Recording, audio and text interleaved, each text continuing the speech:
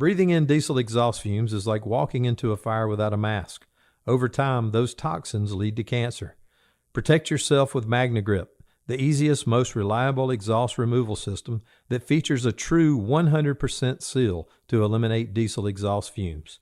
To get free grant assistance, visit MagneGrip.com.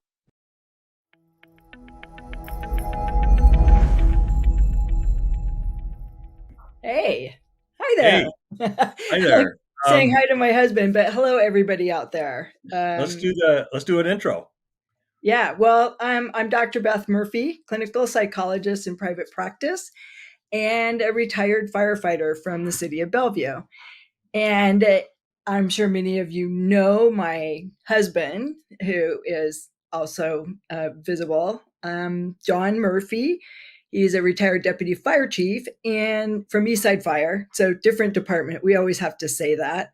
Um, and and he works as a physician assistant, and he's an attorney. So he is a overachiever. For anybody that is questioning that, I tell you right now, there's no if or question. He is. So, but he does have one failing. Just let you all know, his failure is he has failed at retirement. So he does not do retirement. He Well, just I'm also retired from one job, did another. and I'm also an elected fire commissioner, newly Oh yeah, ordained. I So forgot. How could I forget that? I know. Well, Yes. when you're an overachiever, there's like things fall into cracks, I guess.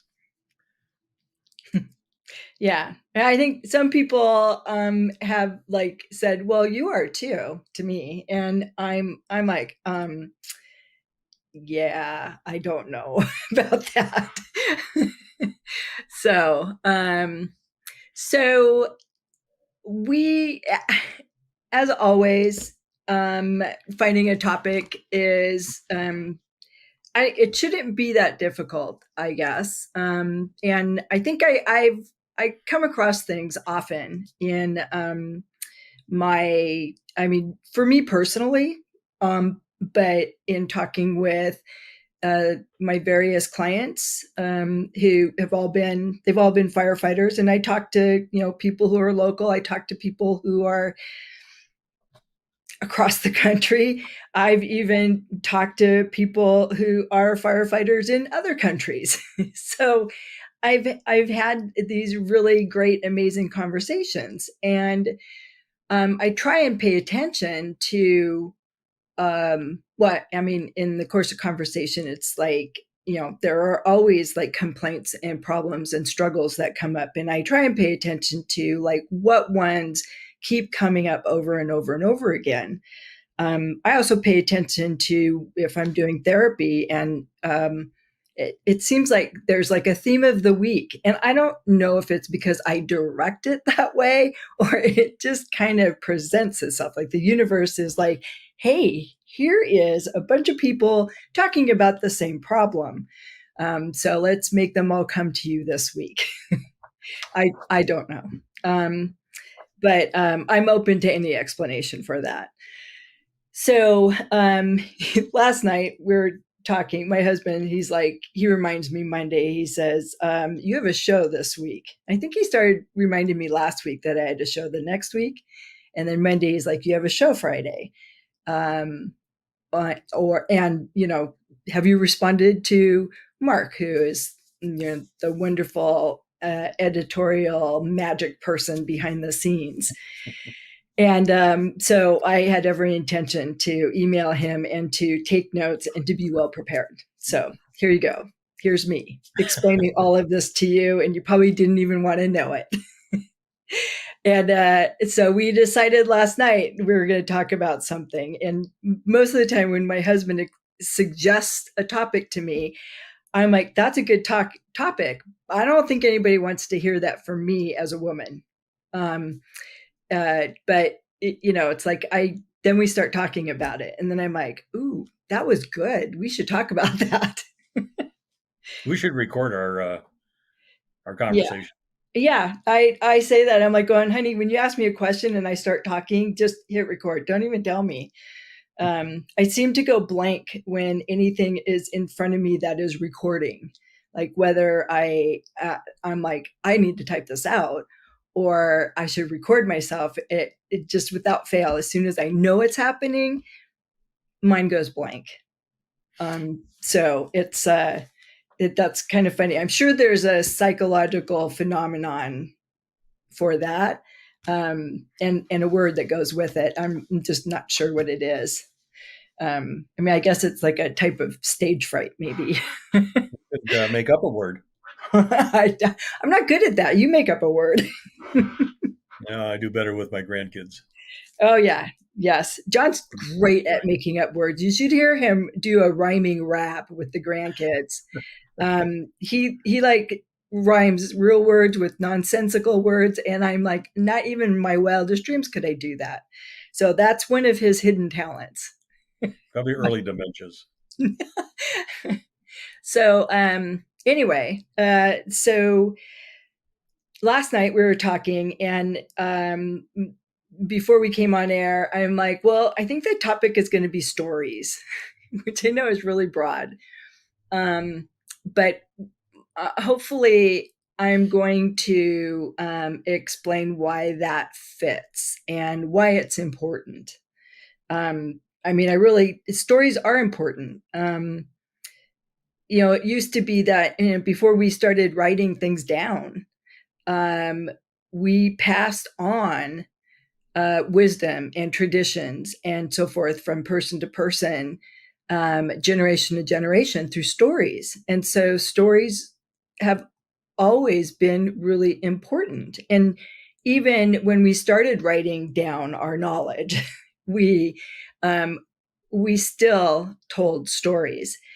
And as I'm saying this, I'm struck by the fact that the fire service is like full of stories, and some of them are really helpful, and some of them are not all that helpful, but they still speak to like where the fire service came from and the fire service tradition, and maybe why it's so difficult to change. But at a personal level, it is important because that, the stories that we tell ourselves, it's like that can either help us grow or it can move us into, mental illness. So, and there are some people where they may default to like a more positive story. Like it'd be like, well, this is a really crappy story, but look, I learned something from it. So you get this kind of positive twist, and not really well, it can be that, like that saying of, when life gives you lemons, make lemonade, right? Or there's a silver lining in every cloud. So we have those sayings that really encompass this idea of our experiences having a mix of good and bad. But it's not enough to just experience something difficult and painful and then go, oh, well, it's like, that's in the past. I'm just moving on. I mean, it's like, or to think that you have to find that silver lining or make lemonade out of it, make something positive out of it. Sometimes the story is crappy and there's no way to put a positive spin on it, but you still need to make some sort of meaning out of it, so that when you go forward, if you face something like that again, your brain will go, oh, we've been here already, and that didn't work, but we thought about it and determined that maybe this would work. And I realize I'm making conscious something that really happens unconsciously and in like a split second or faster, a nanosecond, whatever it is. But it's like there's a lot of processing that goes on unconsciously, and so our story, what we say out loud or what we think to ourselves, that is a fraction of what really is underneath everything. And that's kind of one of the things that therapy is about, is trying to help people make things conscious so that they can make some meaning out of it, and they can make some change. So, and that's kind of been something that I see comes up a lot when I work with firefighters, but it also is something that I see in the culture of the fire service, and just, the importance of the story and how we tell the story. Because sometimes how we tell the story and what the story is, it is the culture, and that culture can be harmful. I think some in a previous podcast before, I might have mentioned an article that I had read that was about, are we harming our firefighters? Like, if we're telling them that you go to work in the fire service, all the trauma you experience will give you PTSD. And I have heard many, many people say, yeah, I know that I'm going to get PTSD from experiencing all this. And it's like, well, you don't have to. But the fact that that's what we're saying to people. Early on, I had people come to me because they had been through a really horrific, by any definition, and horrific and horrible, and what should be horrific and horrifying is, that's by definition, it's a definition by consensus. And so pretty much all our words are definitions by consensus. Even our emotions, how we label our emotions and the words we use, it's by consensus. Which that kind of plays into part of this story aspect. So anyway, but before PTSD was the topic, we had debriefings and defusings, and part of that process would be to meet as a group, whether you wanted to or not.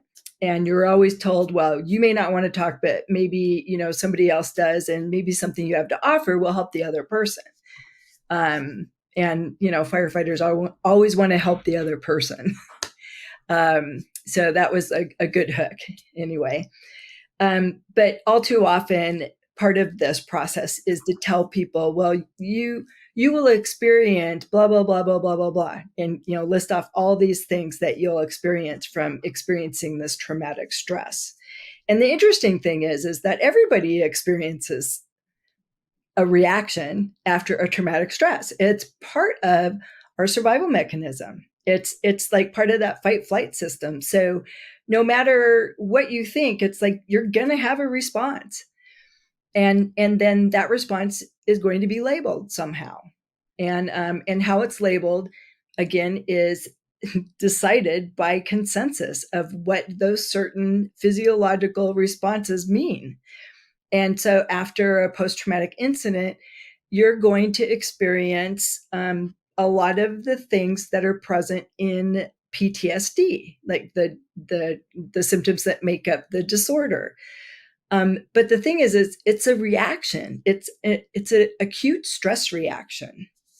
Or let's go further. It's a acute stress reaction to a traumatic experience. Whether you thought it was horrific or not is like really personally up to you.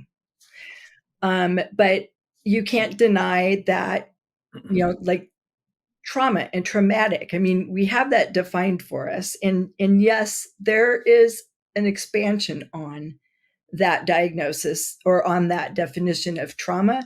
But again, you don't hear about it because it's consensus. So there are aspects of what is considered traumatic that is not identified or recognized in the United States, but it is in other countries. But that doesn't make it any less like trauma reaction prone. I mean, because if you experience it, you'll have a reaction. You don't have a say in it. So that's kind of interesting. So it's like what we accept and define as trauma. It's like there is some variability around that. The reaction is the universal reaction. It's our stress reaction. It is our fight flight. It is, fight flight, friend, freeze. And I think I heard there was another one that was thrown in there too. But there are a lot of different, not a lot, but there is a handful of ways that people will react depending on how much trauma they have experienced and what reaction has had the best outcome. So that's like why freeze might show up. Like if you have a lot of trauma experiences, your brain may have said, okay, well, everything we've tried to do doesn't work. Like we can't fight it. We can't outrun it. So we're just going to freeze. And we'll see that type of thing like out in the animal kingdom where freezing can actually be an appropriate response. It's not really the best response in humans, but it is a response nonetheless. So,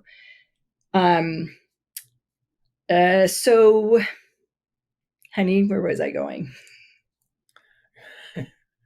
You're talking about the storytelling component and then the effects of trauma that some people will experience. Not everybody does. And that, I think what I'm hearing you saying is that, by telling your story to fellow firefighter or a therapist or a counselor or in the peer support group things, sort of allows them to unburden themselves, I think, from what they perceive as traumatic to them, maybe more traumatic to others. But I think one of the things that I wanted to say that, before we had peer support, we had the coffee table and, firefighters and EMTs and, people would come back from pretty horrible calls and, grab a cup of coffee and sit around the table and talk about it. And some of it, was dark humor. They'd make fun of or a joke about the scenario. And I think a lot of it had to do with, there was their uncomfortableness with the way the whole thing went. Maybe they had a role to play and maybe not quite a so successful outcome. And then we formalized, that sort of coffee table discussion with peer support. And so, and then we created a whole group of peer support individuals, which, now a lot of departments are compliant with or created policies that, after certain calls or after, individuals remark about a call, X amount of times, then we're going to bring, peer support in. Or, if the, command officer or the lieutenant or even one of the firefighters say, this is probably one of the worst calls I've ever went on. We need to talk about it. So, we used to talk about it, in a more of an informal way. I think which had its good sides and its bad sides. I think the good side was, people learned from the call that, it was, from my perspective, it was awful. And from others' perspective, they say, well, to me, it's not such a big deal. It happens and that's the way life is and all that other stuff. And so after discussion, people go home and then they don't have anybody to talk to because, the spouses aren't sort of steeped in the dark humor of a particular call or want to talk about the grisly nature of a call. And so if they can unburden themselves at the coffee table and there's no place else to do it, then they start to, kind of create this sort of traumatic stress. And then, it becomes cumulative, right? And then I think that, what happened is that we've evolved a little bit where that we would consider maybe we should talk to a psychologist, somebody who understands what we're going through as providers.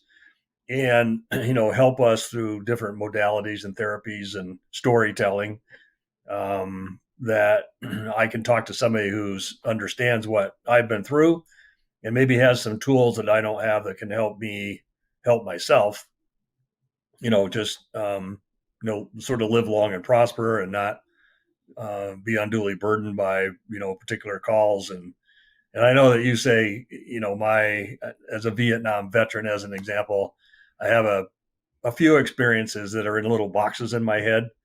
And so, and those shall never be disturbed. So there's no reason to. And so I think that it was a self-regulating mechanism that sort of encapsulated and confined, pretty horrible experiences in a combat situation, much like we're seeing today on the streets, with the shootings, the murders, the assaults, the car accidents, the deaths, personal injury to firefighters and that sort of stuff. So I think we've come a long way in just sort of self-wrapping up your experiences and putting them in little boxes in your head somewhere. Um, and the chairman recognizes Dr. Murphy because I should stop talking.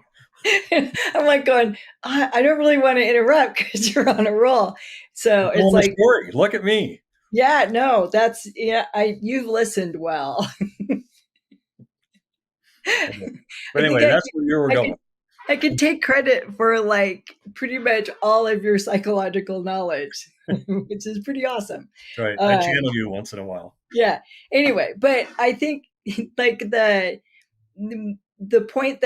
one point that I wanted to make, and yes, you said a lot of the things that I was going to get into or touch on. But I think one point that I wanted to say was it was like, it's just this difference of how we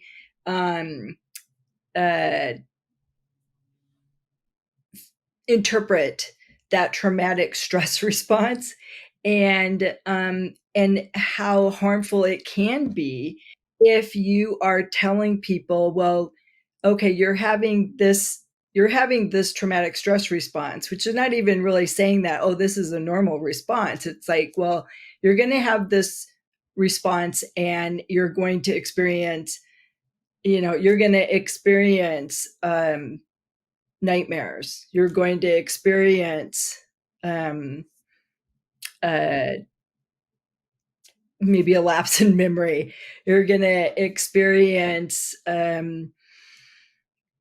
concentration problems. You're going to experience like negative feelings. You're going to experience, you kind of get it. It's like, the symptoms of PTSD are the re-experiencing symptoms. So, nightmares is like the most common one people think about. And it's not unusual to have or to experience something traumatic, whether it's in your personal life or on a incident while you're at work. And to have that be like really vivid and to find yourself dreaming about it, which we would, most of the time, it's like when we're dreaming, it's our brain working stuff out that we didn't resolve satisfactorily during the day. And it can be anything. Like I found myself dreaming about, like I was playing a video game and I got stuck on one part of it. And I dreamed about that stupid video game and that part all night long. And I was aware I was dreaming, but I was asleep, but I had this awareness and I kept trying to work out how I could do this thing, which, was like not worth having crappy sleep over. But, so it's like our brain is constantly working stuff out so they can work it out. It can make some meaning. It could store it. So having a bad dream or a nightmare about incidents that you've been involved in is not unusual. And it's like, it may happen, it may not happen. You may find yourself being reminded of it and or out of the blue thinking about this particular incident because it was so vivid. and fresh still. I mean, it's like, so these things can happen. So those are two re-experiencing symptoms from PTSD. You can, well, avoidance. Avoidance is a big one for PTSD, but it's like you may not want to think about those calls that you had. So you're going to distract yourself, or you may find that when you leave work, you don't want to go back. It's like when you get out of the city, you want to stay out of the city. And that's okay. But I mean, it's like you may have that reaction after an incident. And so these are the things that people are told, like in a bit more definitive way. You may find yourself drawn to drinking more, or and maybe you start working out more, but you start doing something in excess as a means to not think about these incidents. You could start to take some responsibility for, or control. It's like that's something that we do automatically often when we've experienced something traumatic. It's like our brain likes to have a sense of control. So whether you did something or didn't do something, it's like your brain's going to go, how can I make this response, make me responsible in some way so that I can change it? And that's often a part of the process. But the thing is that it doesn't always happen, and it doesn't happen in that way for everybody. So I've had at the, kind of at the beginning of seeing more firefighters, a lot of them came in because they were told they were going to experience all these things. And when they didn't, they thought there was something wrong with them. And so they came in and they talked to me and they said, "What's wrong with me?" And I'm like, "Nothing." Because sometimes something that is traumatic for one person is not labeled as traumatic for the other person. And it really does come down to how we appraise that situation. And that appraisal piece is very much dependent on you and your experiences. I was talking to a couple firefighters this week and talking about like a different response and that people can have in traumatic situations. And it's like, it could either be for simplicity, a good thing or a bad thing. So not responding is sometimes appropriate, but not responding sometimes means that you're shut down. And when you start to shut those things down, you pretty much end up shutting everything down. But there's a big difference between that and not responding because you're able to discern from your experiences and your knowledge that that incident does not pose a threat to you and your survival. So it is not one that you have to expend a lot of energy on. And it was like an example that I had read was with soldiers. It's like you can have two soldiers in combat where one of them doesn't seem fazed by the sound of gunfire and explosions, where the other one is like jumping and ducking for cover every time they hear something. So it's like, so which one is healthier? And I would say, well, it kind of depends. But in this instance, the reality is the person that's not reacting all the time is healthier because they know and they've learned and they're able to discern what poses a direct threat to them versus a distant threat. Whereas the other person who's like going for the ground constantly doesn't know, they don't have that experience, and they may learn it or they may not. I mean, it comes back to like, how do you make meaning out of it? And it's like when you have that reaction, are you telling yourself, oh my God, my life is in danger, I need to make sure I have cover, or are you saying, okay, that was a distance off, And then you start to learn what it sounds like when it's at a distance. and you know what it sounds like when it starts to get closer. So it is really about learning, and that does tie into kind of like the stories that we tell ourselves and each other. So it's like those things can be helpful and they can also be hurtful. So sometimes we find what seems like a solution and then we create a story that makes it seem pretty absolute. Like when you experience a traumatic stress reaction, you will experience all these symptoms. And the fact is that you will have a physiological reaction, but how impactful that is based on your own personal experiences and how you make meaning and how you appraise those things. So that's something that doesn't get accounted for, but that's stuff that we talk about in therapy. And then the other thing, like if we take it out a little bit to the idea, like I always felt like we really needed to do more to address mental health in the fire service.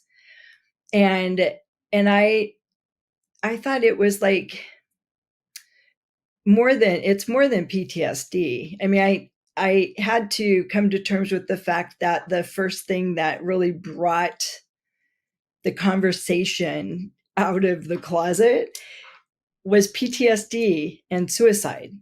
And the fact is that before we even get to that point, there is some mental health struggles going on. And I think that we need to address those issues earlier, because the earlier we address it, the more empowering we can be. And I'm all about empowering my client. Like, I do not want them to come to me and think that they have to see me for the rest of their life. I want them to come to me and I want them to learn about themselves and to develop some tools that are congruent with who they are. And then I want them to go away and live the best life they can. And then they can always come in for a checkup. But I try to help people think a little bit differently about what they're doing. And I think that the story of the fire service, which is kind of what we were talking about last night, it's like, we're talking about, you have the individual response, you have this group response, and then you have the larger group response. And then it's like, that's set in a larger group. So it's, I think of like a bullseye with the individual at the center. And then as you go out, the influences get larger and larger. So it's like, we can't address the individual without recognizing the larger culture within which they are situated. And, so it's like, you have to think about like, well, what is the culture at large that they grew up in? And we've talked about this before, is that in general, men are socialized not to show emotion. Like, crying is not okay. I know, like, my generation, your generation, John, I'm sure, if you cried, you more often than not would hear something from your parent going, "What are you crying about? You better stop, or I'm going to give you something to cry about." Like, I heard that a lot. And I have to say that me crying was a lot more accepted than my brother's crying. But it's like, that's the cultural norm. It's like, women are a certain way, men are a certain way. So, men are the problem solvers. They're the fighters. They're, they're strong, silent, not emotional, and it's like, anger's okay. Anger or aggression. So it's not okay to be sad. And that's pretty much how men were socialized. I know for sure that's kind of what happened in my household with my brothers.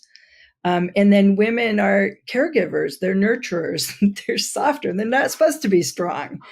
And I could tell you that I could pretty much outlift a lot of men. I won't say most men, but I know that I worked out in the gym with John. In fact, that's where we met.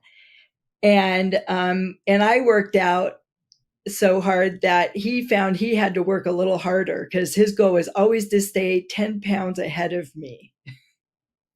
But I don't think that was in everything, because I never really saw him squat the amount that I did, or even do the leg press level that I did. And then I don't know, did you do 200-pound bench presses regularly, or with one arm? You with one? Yeah. And then 40-pound dumbbell curls. I mean, because that's what I was doing. Yeah, it was a piece of cake, Yeah, you were there over there struggling with the 50, just trying to stay ahead of me. That's when I was in shape. I couldn't do it now. Only in my Yeah, mind. no, That's a I feel traumatic you with that one. experience. Yeah, but I mean, it's like we have this culture at large that has this story about what it means to be a man and what it means to be a woman. And that's like probably one of the first problematic areas when we go to the fire service, is that there is something synonymous about firefighter and being strong and being a man. And so when a woman comes in and can do the job, then it's threatening to a lot of men. And I won't say all men, but it can be a threat to what they were taught it meant to be a man and to be masculine. And that's, and that's where, we have this birth of the story of the firefighters, of the fire service. And we talked about like where it came from. And it's like, if you read the history of the fire department, I mean, it's interesting how it came about. But like in the United States, the early fire department was kind of a boys' club.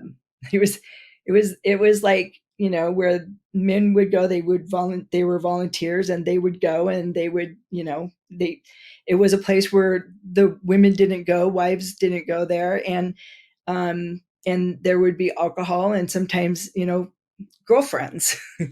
So it was a place that was it was a man's sanctuary, I guess you could say.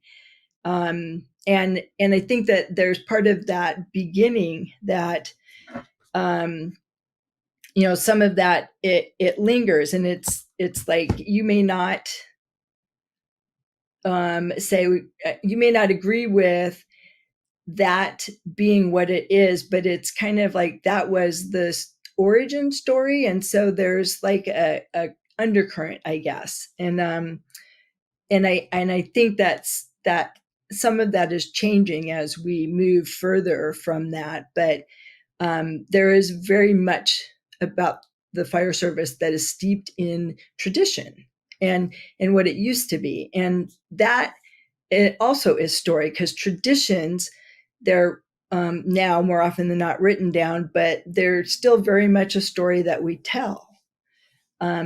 So I can say that one of the biggest reasons that I wanted to go into the fire service is because of the stories that John told me.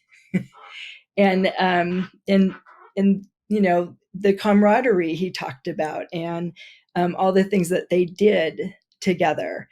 And when I got into the fire service, it's like, it really wasn't like that for me at all. Like I didn't get any of that. And so I had to start shifting my story of what the fire service was. And I know that a lot of women do that. I know that there are men that have to do that. And I know that men today that get into it, I've heard a lot of like some dissatisfaction in the job. And I've heard more often a statement like, this is not what I became a firefighter to do. And, most often it's because, they might be going to fires and like some pretty significant accidents, but they're also going frequently to Mrs. Smith in the middle of the night, who maybe fell out of bed, and the staff there is told that they're not supposed to touch Mrs. Smith, even if she says she's fine and she wants to go back into bed. Call 911. So then the firefighters go. Or I think like probably more taxing is the number of calls that involve the homeless or unhoused people. Fires in the camps, emergency medical calls in the camps, some like really significant like crimes against humanity type calls, and some overdoses. And then the overdoses are frequent, and it's, they may go to the same person like 4 times throughout the night. They'll wake them up with Narcan, and if they say they don't want to go to the hospital, they don't go to the hospital. But then you get called back because they had more drugs, or they found more drugs, and then they overdosed again. And it's like, this is not what firefighters are trained to deal with. And it's not part of the story that they were told when they were deciding to become a firefighter. And so I've had a lot of discussions with people that are disillusioned because the reality of the job is different than the story. And so there's a lot that comes with that story. And I think like one of the, that, and then maybe one of the biggest things, one of the biggest things to me is the story that is stated or implied. It's either explicit or implicit around mental health being a weakness. So showing emotion, again, it's like, if you think about like the culture, the larger culture, men have been socialized. It's not okay to show emotion. It's not okay to react emotionally unless it's anger. So now you come into the fire service. That is, I called it like a hyper masculine subculture of the culture at large. So it's like whatever definition there was to being a man in the culture at large, it's like they double down in the fire service. And so now you're in the fire service and you've been brought up to not show emotion, and that showing emotion is not okay, and it's a sign of weakness. And then you have that stigma. So when we talk about the stigma all the time, and so we, but we started talking about mental health stuff. We started talking about like, well, you can have this reaction when you're exposed to all these things, because you're exposed to human suffering every day. It's some form of human suffering, and that is in addition to what you yourself experience at work, in your personal life, within your family, within the going out within the culture at large. It's like you have your own personal experiences. And so now you're dealing with yours and everybody else's. And nobody ever said it was okay to feel something emotional when you're faced with something that's emotional. It's like, if you're faced with human suffering, how do you not respond? How do you not feel it? But you're told not to. And even people that have like say, yeah, we really need mental health. We really need to work on this. We really need to talk about it. I've had them tell me that they had a conversation with a new firefighter who was like really struggling after a call, and they were like talking about it and saying, they admitted they were struggling, they were tearful, and then the response of this person who like said they were advocate for talking about it and mental health and like be open and talk, said to this person, maybe this isn't the right job for you. If that bothers you, maybe this isn't the right job for you. And I was just like, I just got done teaching a class when and this guy invited me, and he said this to me, and I was dumbfounded. I'm like, did he not listen to the class? And it's somebody that I would say is more psychologically minded than other people. I mean, it kind of floored me, but that it's not the first time I heard that. I've heard it many, many times. If you're bothered by that call, maybe you shouldn't be a firefighter. It's like, how can you not be bothered? And we need to say now, the story needs to be, yeah, that we are seeing human suffering, and that bothers me. That, it's like, I'm sad. You don't have to wallow in it or like really get into it and get all like warm and fuzzy with your feelings around it. But it's like just acknowledging it. Like that was tough. And you may or may not have something, it may not be something that sticks with you. It might be where you recognize that was really sad. I remember seeing a lot of calls that were really sad, and telling myself and acknowledging that, man, that was sad, that was hard. But also recognizing that I was there and I helped in the best way that I could, and I didn't cause that problem. And I feel bad that they had to live that problem. So I acknowledged it, and it's like, that really is what you need to do. And being able to say that was really sad to the rest of your crew, that helps a lot, because it's like they probably were sad too, or saddened by it. And that level of sadness, maybe they weren't sad, maybe they were angry about it, maybe they were disgusted by it. It's like that label, that emotional label that we put on what we have as a physiological response, varies from person to person based on their own experiences. So again, what might be labeled as sad for you might have been labeled as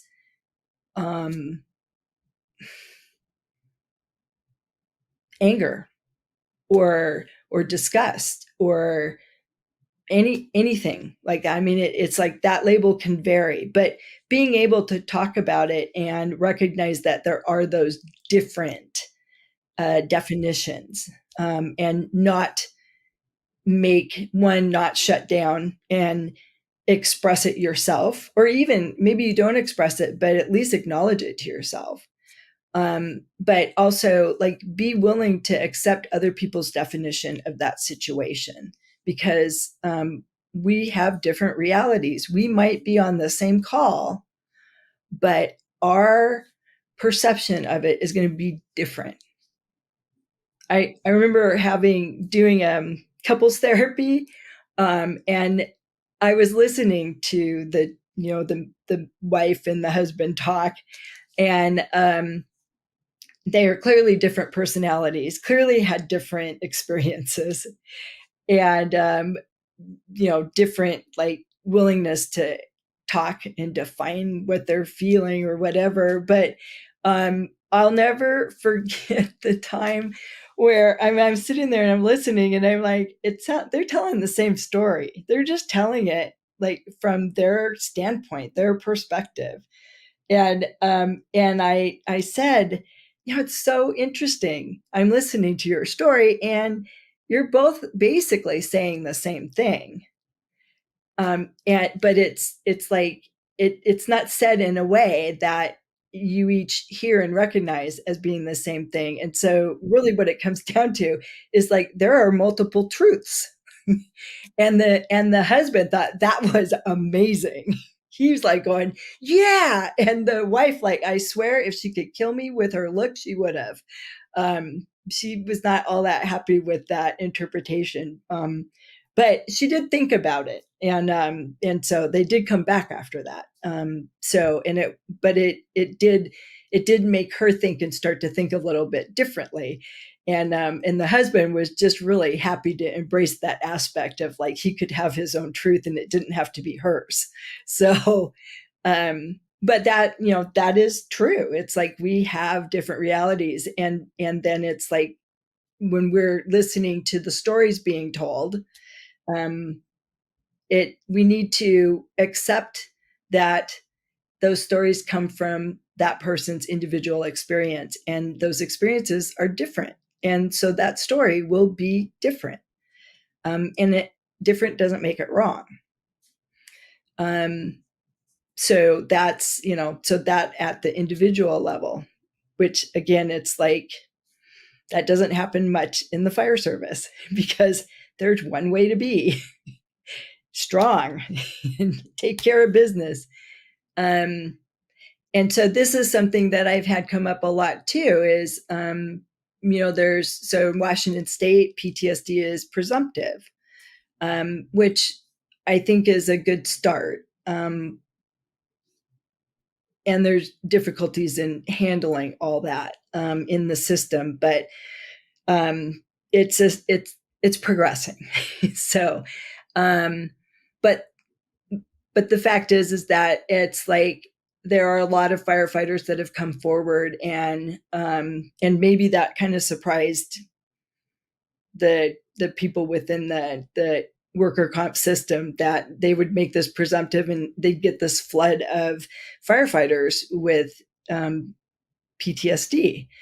But recently I've heard of a couple cases where the PTSD claim has been denied even after appeal.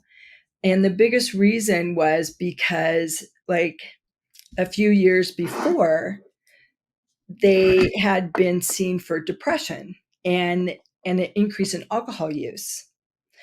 And so it was denied because, well, they were seen and diagnosed with depression before, and they drink a lot.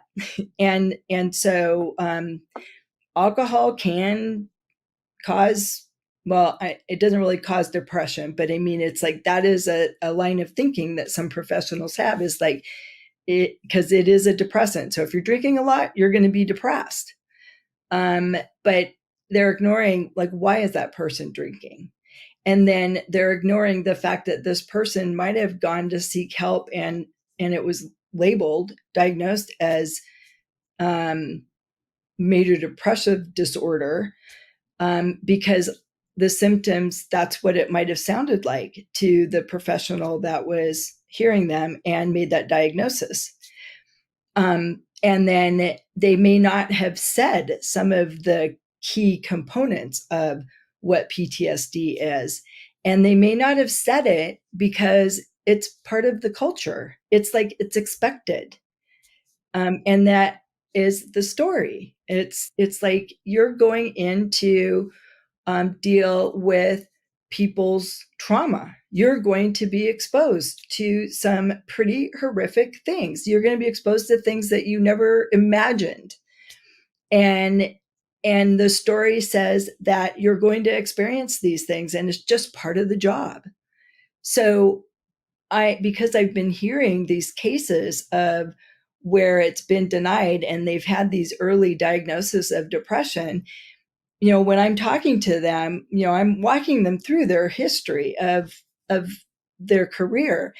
And I cannot tell you, every single time I'm like, when you were going and getting help before, you more than likely had or were experiencing PTSD. And your alcohol use was how you dealt with it. But because alcohol is a big part of the culture, you don't notice it as a problem. And that was that discussion today, even, because it's, it's like you get together, you drink, you get off work, and in the morning you go with your crew to have breakfast, and you might have a beer. I can't imagine. The saying may be, well, it's 12 o'clock somewhere. It's like it's like you're off duty and you get together with your fire department buddies, or you go to a training It's like, what do? You go drink.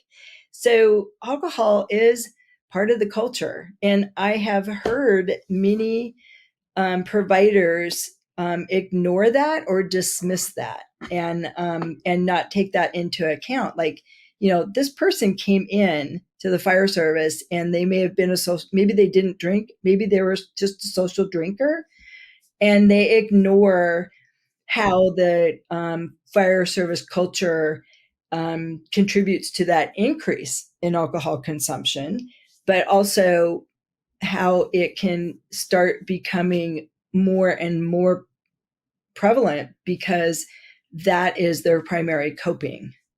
There are far too many firefighters out there who are drinking themselves to blackout so that they can sleep, which they're not really sleeping. It's like the worst sleep imaginable. They're just blacked out, sedated. So it's like it wasn't picked up on earlier because it was something that firefighters didn't talk about. I mean, it was hard enough to admit that you're struggling with, feeling sad or empty or not feeling at all. But you wouldn't tell people that, oh yeah, I was having nightmares, or every time I go down the street, I get these vivid flashes of a multitude of calls that I've gone on, because you were told that's part of the culture. That's just the way it is. And so if you think it's part of the culture and it's just the way it is, it's like, well, that's obviously something you're supposed to experience and not complain about. So I think that was probably one of the biggest things that contributed to, missing a diagnosis of PTSD, or maybe a recognition of post-traumatic stress reaction, or post-traumatic stress injury, or catching it earlier. It's like you can let all that stuff go until it gets to the point of where it meets a disorder. But it's like, why not catch it earlier? And I think the reason is because that's not the fire service. It's not the fire service way. So it's something that I think it's changing, but I think it's an individual base. And I think that even the people that are talking the loudest about the need for mental health interactions and interventions and that access, it's kind of like, well, it's for all you. It's not for me, but it's for all you. And they're not recognizing how impacted they are by everything they've experienced. So it's, I think it's everybody being able to admit that they've been touched in some way by it. And the job doesn't have to be the way it is. It's like you do something to help a situation, whether you're interacting with people or you're fighting a fire. I mean, it's still, even if you're interacting with a thing, a fire, a house, or a home or something, it's like, well, that belonged to somebody. So it ultimately comes down to it's a people job. It's which is that's kind of interesting to me because I worked a lot of retail jobs, and that's all about customer service. When I got hired for the fire service, I'm like, yes, I finally got out of customer service, not realizing, but quickly learning that the fire service is the ultimate customer service job. So there's just no way around those interactions with people. And so it's like, whatever you're experiencing, you need to be able to at least acknowledge what you might be feeling. And it could be that you fought a fire and it was a good save. You saved the foundation. I know. See, there's some dark humor because that was like a joke. It's like, well, at least you saved the foundation. It's good save. And nobody was hurt, but it still, is a loss for the person that owned that. And so it's like you could be that person that recognizes it and really feels for that person. Or you could be that person that recognizes, yeah, it's like this person lost everything. That's really sad. Or that's really difficult, or, that doesn't feel good.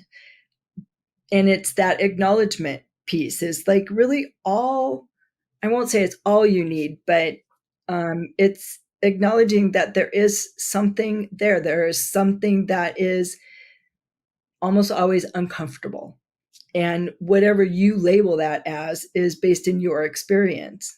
So, but acknowledging it and not stuffing it away, not ignoring it, not questioning how strong you are because you felt that or didn't feel that. So the strongest people I know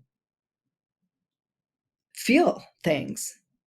They can have empathy. And that is kind of what we're talking about. And there are a lot of firefighters that are really empathic that are in complete denial of that because they don't want to feel that stuff. But it's like that, feeling that and recognizing it is like the first step towards being able to make sense out of it and to make meaning out of it. And that's going to help give your brain the feedback it needs to make different decisions going forward, or to react in a different way. Which this is something I will say, and it could totally be its own episode. But I've been listening to an audiobook, and the book is called How Emotions Are Made. And this is an area of interest to me because this is another thing I hear a lot from firefighters, which most of the ones I interact with are male. But they often come in because like their significant other said that they need to, and it often stems from, in their words, that they're not good with emotions. they can't feel it. They can't label it. It's like, so they'll shut down. And that is a risk of that shutting down in the fire service. If we buy into the story and we start stuffing, we accept that we're going to feel these things because it's the fire department. It's what firefighters do. And we start stuffing things down and shutting down. If that is how we respond, then we are going to shut down other areas. You cannot just shut something down at work and not have that start to happen everywhere in your life. And that doesn't mean that you're an emotional wreck on every call. It's like I teach people how to use a container where they take whatever it is that's uncomfortable and they can't deal with in that moment. They acknowledge it, which is like the first really key piece, because that moves it from the amygdala to your prefrontal cortex. And when it's up here, you can do something with it. If it's back here, you're not doing anything with it. And so it doesn't get stored properly. So that acknowledgement piece, that's why I keep saying it's like, acknowledge it. It's like you can label it whatever you want to, whatever is appropriate for you. Or you could just say that was really uncomfortable, because you know what's uncomfortable. You know what doesn't feel good in your body. So it's like, even that, it's like, that was a crappy call. That did not feel good. You've just moved it to somewhere where you can do something with it. But then if you can't do anything more than that, then you can put it in your container, and then you come back to it later. And you would say to yourself, okay, I really can't process this any more than this. I'm going to put it in my container and I'm going to come back to it later. And it's that last piece that is important for your brain to relax and let that go. And you can do that throughout your shift. And then at the end, then you can open up that container and you could look at everything that you experienced, and then you can proceed to make some more sense out of it. And you may not have to address every single thing that you experience. Maybe just, one or two of the calls that stood out to you, which will be different than what stood out for the people you work with. They may have different calls stand out for them, but you can go through that process. And it's like, well, why did this one bother me so much? How did it bother me? Where do I feel this? What emotions do I assign to this? And why? And it is the things that bother you the most are usually the things that are important in some way. If it wasn't important and it didn't matter, it really wouldn't bother you. So you go through that process, and then the last step of that is to like make some sort of meaning out of it. And it's like there are calls where people have said to me, there's no way I can make meaning out of that. And I always tell them, it's like, that's okay. Like, you can't do it now, but you may be able to do it in some way down the road. And it's not about like seeing why this thing was a good thing. Because when it involves human suffering, it's like, that's like pretty impossible. But it's like, maybe the meaning you make out of it is that it helped you recognize something, and recognize something earlier so that you yourself can respond differently. Or maybe the experience helps you recognize it in situations outside of work, and then you're able to do something and feel, and then that will make you feel better about that situation, because you are able to take that experience and do something with it. So, but it can be challenging. So sometimes it's easier said than done. And so, but you spend time thinking about it and you don't force it. And it may be that that's something that it kind of stays in the more readily accessible parts of your memory, and maybe it does come up later, but it's doing that because there's still some work to do around it. And it depends on like how it feels when it comes up. So if it comes up and it's not really, really impactful or really, really vivid, then it means that you've done some of the beginning work on it.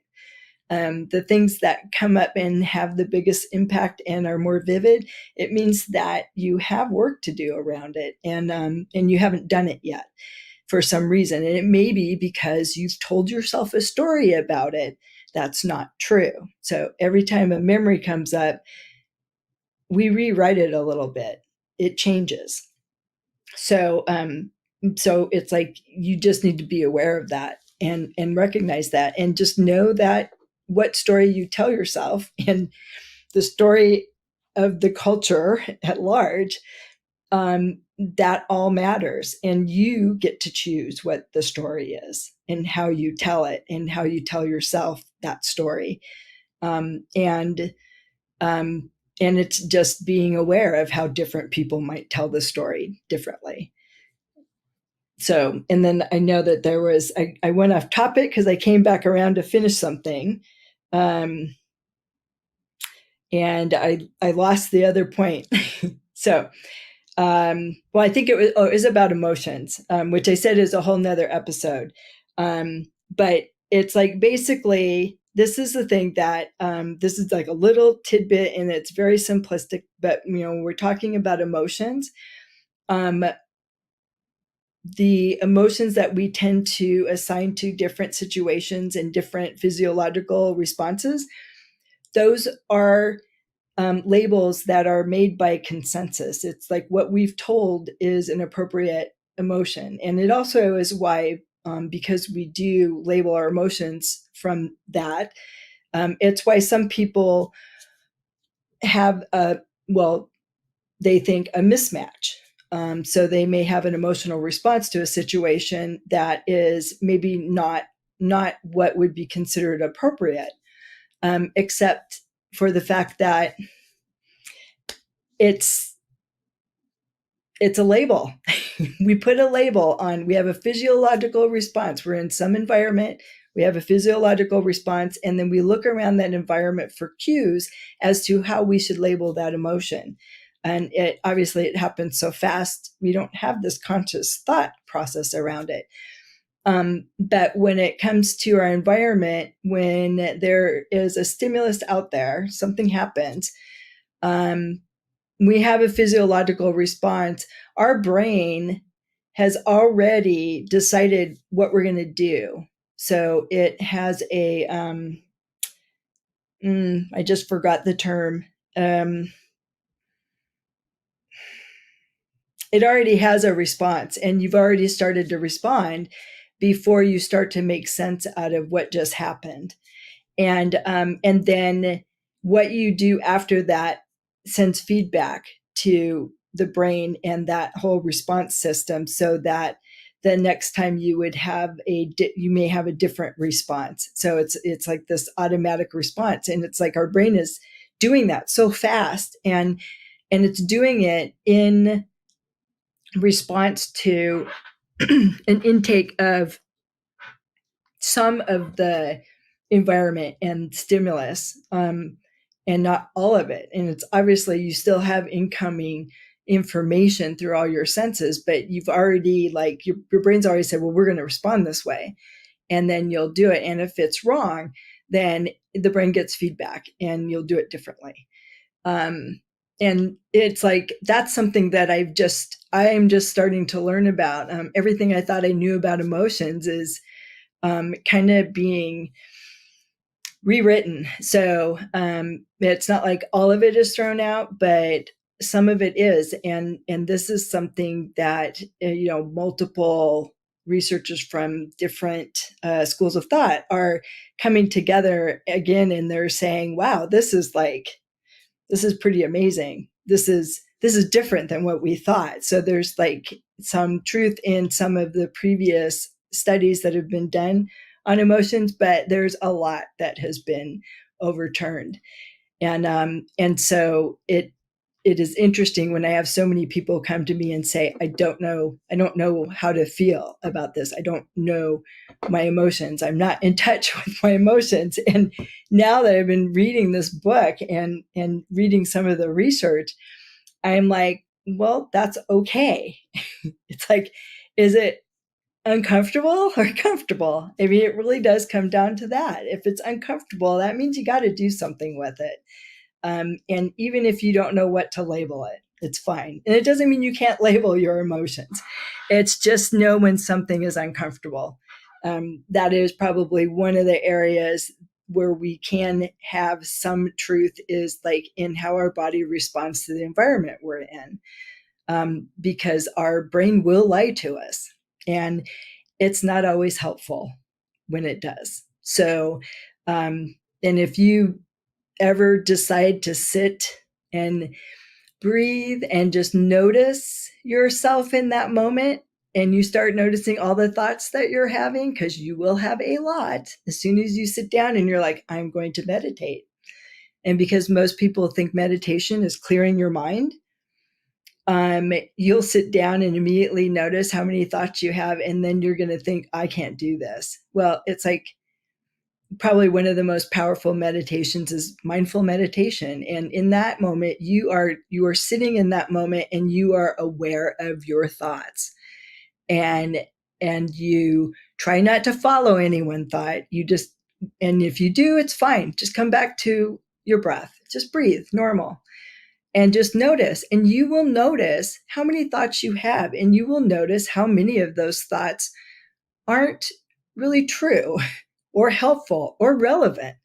And it's like that in and of itself is a really powerful thing, because it's like your brain, your thought process, it can tend towards something really negative. And it does that because it's a force to make you change how you behave and interact the next time you're in a certain situation. And so if you had pleasant thoughts and you felt good, there's really no reason to change what you were doing. But if it doesn't feel good, then you're going to want to change. So that is something that will happen, is that we will tend towards negative thinking and negative appraisals of a situation. We will end up with labels of emotions that we will label as negative. And that is all meant to push us to make change and to grow and to do something different and hopefully better eventually. So, but we tend to get hung up in it and stuck in it. So it's like doing a few minutes of mindful meditation and actually noticing all those thoughts can be really helpful to help us not grab onto that negative explanation right away. And to, to say, it's like, I heard Dr. Murphy say that we think a lot of negative thoughts. So maybe I won't believe that one, and I will think about this a little bit different. And if all you can do is just go, yeah, I'm not feeling really good about what I just experienced, that's okay. You can, your brain can do something with that. And hopefully it won't make up a negative story. And if it does, you can go, no, that's not helpful. That's not really a true story. And then you can let that go, and you can help your brain create a different story. So I think that was like a pretty windy explanation. I had a lot of thoughts, and it all like entwined. And it really comes down to like the stories we tell ourselves, the stories of our careers, the stories of how we're supposed to be. It's like you're going to be how you're going to be, and it's not going to be the same for everyone. Just because somewhere down the road somebody told you you're going to get PTSD from experience all this trauma, it doesn't mean that's true. You will have a traumatic stress response. That is true. But that doesn't mean that you're going to develop a disorder. It doesn't mean that you're going to be struggling with it forever. There may be some aspects that might stick with you a little longer than you would like, but acknowledging that and facing it and recognizing, what it was that contributed to that and that sticking with you helps you to make sense out of it and make meaning out of it. And once that happens, it is going to be gone, because it won't be as vivid. It won't be as painful. A sad event will always have some sadness there, if that's what you labeled it. And that's okay. When tragedy happens, you feel something, and that means you're human. And that is the thing that you need to remember, is that you are a human being, and everybody that you interact with is another human being, and you all experience these things. Working as a firefighter, being in the fire service, no matter what that story tells you a firefighter is, or what it means to be a firefighter, it's like, it's not necessarily true, and it can get in the way. It's like, you are first and foremost a human being, and you are connected to every other human being on this planet in some way.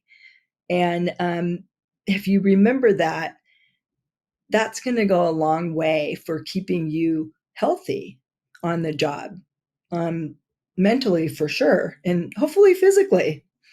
So hopefully you found something helpful in this. I will tell you, like the references for this talk, aside from talking with my husband and my own experiences, and the multitude of firefighters that I've had conversations with, is Huberman Lab, his podcast. And I know that you've heard me mention that podcast before.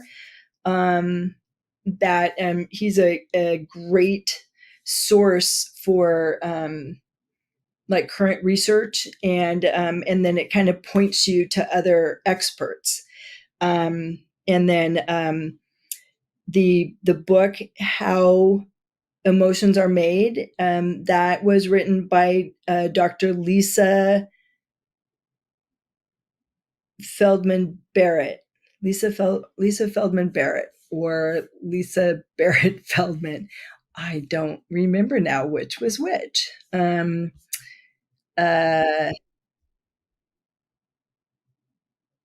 I have it. Lisa Barrett Feldman, I believe, is the correct one.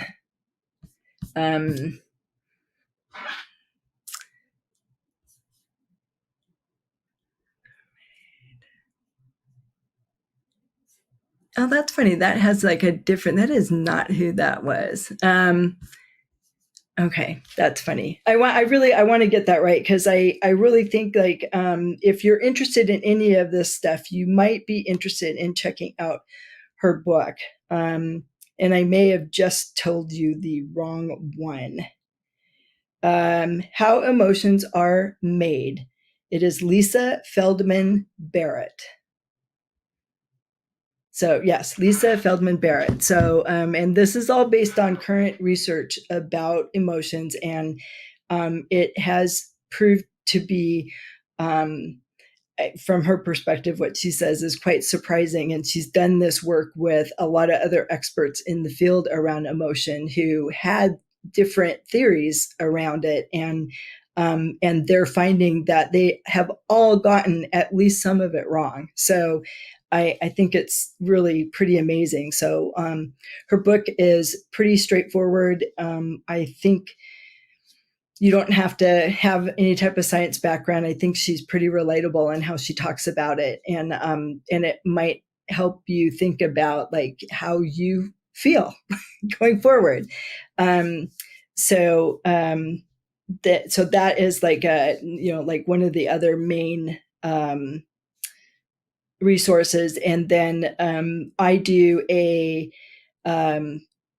narrative. So there's a narrative therapy, which deals a lot with stories, and so that also is kind of a basis for this understanding. So it was like pulling a lot of different pieces in. So I hope that you found it helpful and you got something out of it. And we can talk more later about emotions, because that seems to be a topic that comes in frequently. So thank you very much for listening, and we'll talk again. So, and thanks, John, for being on the podcast. And I didn't even let you talk after your initial talk. Sorry, I had nothing to say. I was just your audience of one today. Yes. Well, that was nice. I like it. And I figured you would have popped in with something if you wanted to. I didn't see you raise your hand, so. I didn't. Yeah. I enjoyed your presentation. Thank you very much. Thank you.